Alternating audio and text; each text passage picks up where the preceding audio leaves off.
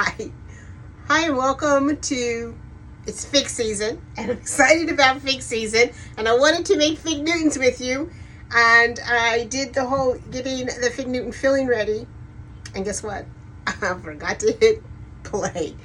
So I'm going to walk you through this part. This part is really easy, and I just want to make sure I record rolling out the dough and making the dough. Now, this is what I did. 1 pound of fresh figs, top off, roughly chopped. Nothing fancy, just roughly chopped. To that, I did a teaspoon of lemon zest and a tablespoon of lemon juice.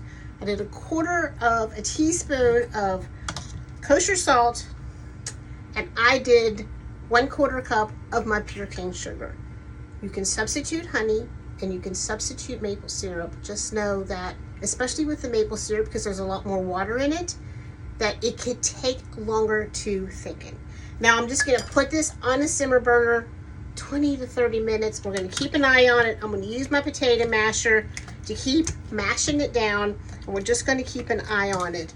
And what we're looking for is it's going to get so thick that if I run a spoon through the bottom of it like this, it won't fall back together. It will stay separated. Now, because it is fig season, figs don't have a really long season. They also don't have the greatest of shelf life. So usually when you get your hands on some, you need to do something with it. If you're making a balsamic jam with them, or a bourbon bacon jam with them, or whatever you're doing with them, in this case our fig Newton, you can go ahead and do this up in advance and just have all your fig Newton filling ready in the freezer, and then whenever you want to make fig Newtons, you've got the filling. So you don't have to do it all in one day. In fact, a lot of times I will do this step the day before, because this has got to cool down. So that way it's just nice and cold in the fridge for when it comes time to pipe it down the Newtons. All right, so you can see we've got this light little simmer going here. It doesn't need to be stronger than that. I'm going to just keep an eye on it and keep my potato masher mashing it along. But you can see how much liquid there's still, how much water, I guess, there's still in here. So it has a good ways to go to get as thick as we want.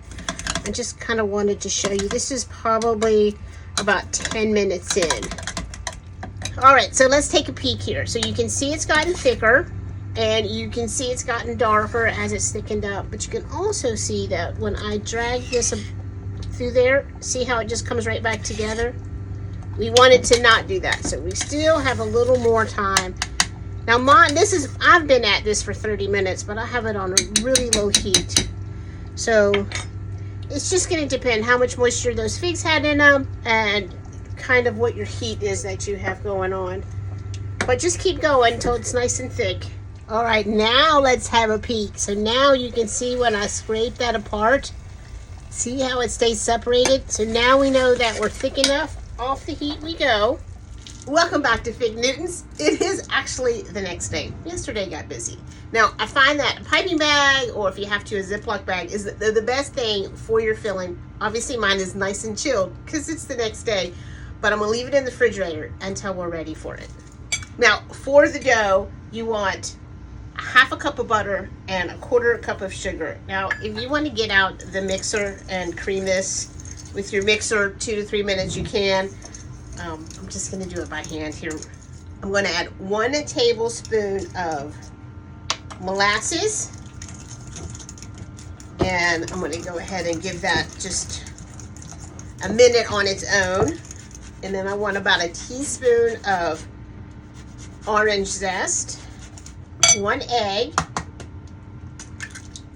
1 teaspoon of vanilla. Now I'm going to set that aside, and let's move on to our dries. I personally like to weigh my flour for accuracy, but you don't have to if you don't have a scale. But I'm going to do 1 cup or 120 grams of unbleached all-purpose flour, 120 grams. And then whole wheat flour, I'm going to do 3/4 cups or 90 grams of whole wheat flour.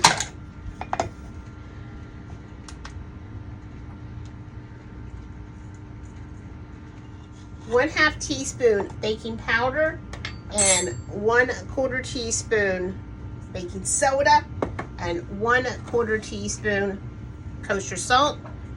Let's just give that a little whisk. And then we're going to add the dry to the wet, and we're going to mix that until it becomes a nice little dough for us. All right, so we're starting to come together. I'm going to switch off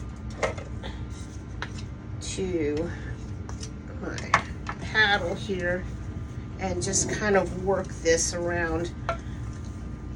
If I'm seeing dry bits of flour, I don't want to. Now, as you can see, we do have a nice little dough, but at this point, it's not something we can roll out. So what we're going to do is put it on a piece of parchment paper. Now, because when we come to roll this out, we want to roll it in like a big rectangle. So I'm going to help it out now by going ahead and kind of putting it into that rectangle shape for us.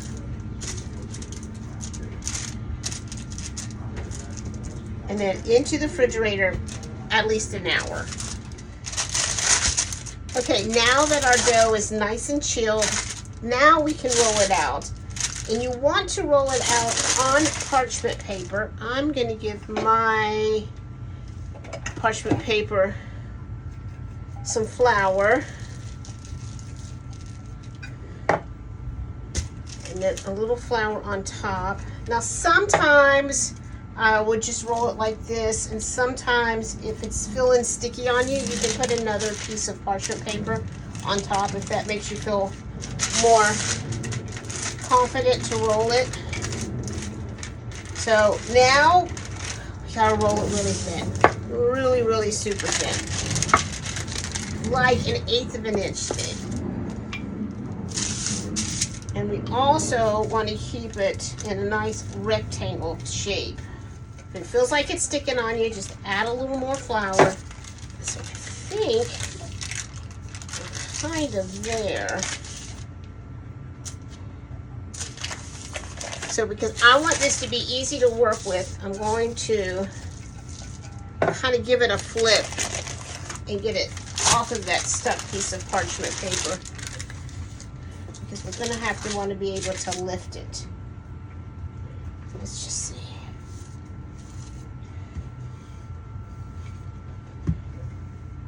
So now I want to cut them. So I want to really just square this off. I want a very squared off dough. Now this has gotten really warm just from us working with it. So I'm going to put it back in the refrigerator. I'm going to put it on a sheet tray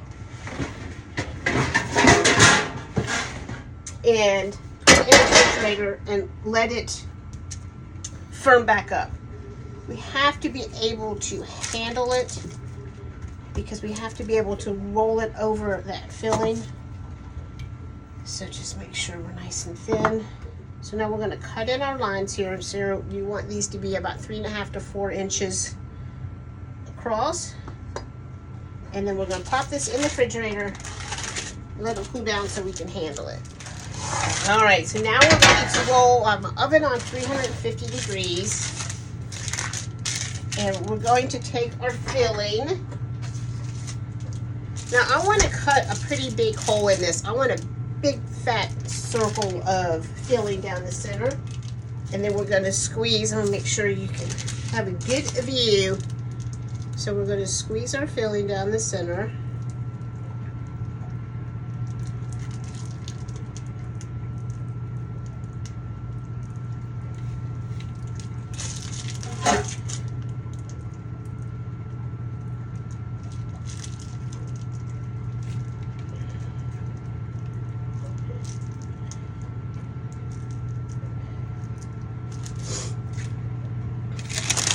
And then comes the fiddly bit. Now, when you start to roll, we just want to take this side very gently with it, and we're just going to roll that up over very gently.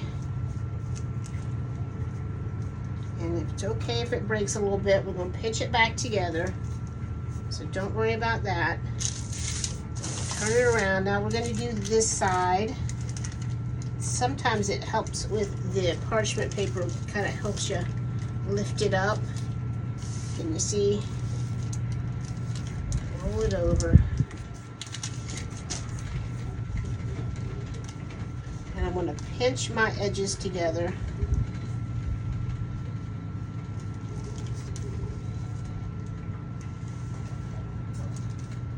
Things always go a little bit wonky on camera, no matter how many times you make something and then the camera comes on and it doesn't go to perfection. But you know what, that's okay, because you know what, in real life it might not go to perfection. Well, okay, this is real life.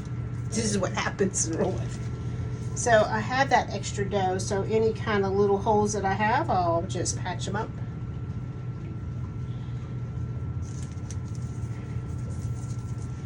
And then we'll roll them over, move them onto very gently, move it onto my sheet pan here.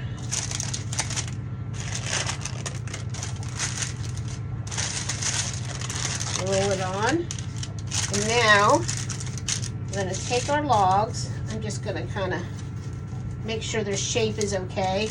And I want to push them down and flatten them. I don't want them a circle, I want them flat. Now, into your 350-degree oven, 15 to 18 minutes. You just want to see them starting to get a little bit of brown on the bottom.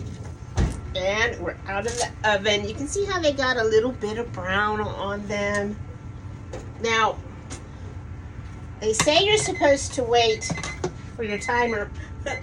I was sitting on the couch and I could smell them.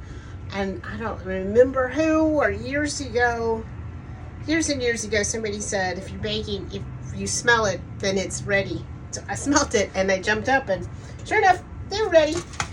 So you're supposed to let them sit for, well, they say to let them sit for a few minutes, but honestly, I just kind of always jump in and cut them. You might find that you want to let them sit. And then we're just going to cut them into Fig Newton size cookies. Let's get one out. Let's see how they did. Oh yeah, look at that. Look at that. Isn't that pretty? Oh, smells like a Fig Newton. Now we're gonna let them cool. I think I might just do these together. These little end pieces will just have to munch on. Now I find that my bench scraper works the best for this. You might have a special knife that works really good for them. But there we go. Fig Newtons. Oh my God, they're hot. Isn't that amazing? I love Fig Newtons. They're too hot for me to taste, but I can promise you they're delicious. I made a batch the other week. We already ate them all. So this batch, I'm actually going to freeze. I'm going to, once they cool down to room temperature, I'm going to kind of individually quick freeze them, leave them on the tray like this and let them freeze. And then I'll kind of bag them up, and that way I can pop in the freezer and just bring out a 2 or 3, however many I want. Because I made brownies the other day, and so I've got brownies. So we've got kind of a dessert, and I made coffee and ice cream today. So I just wanted to use up my figs and show you how to make Fig Newtons. Since I had figs, I made fig pizza today. So it's fig season. Let's use all the figs that we can. And here you go, homemade Fig Newtons. And I am sorry about the beginning of the recipe, but you know, real life is real life, and that's what we're doing here. We're trying to live real life without chemicals and additives and preservatives and all the stuff we don't want. This is just one way you can have your Fig Newtons and eat them too. I'll see y'all later. Bye.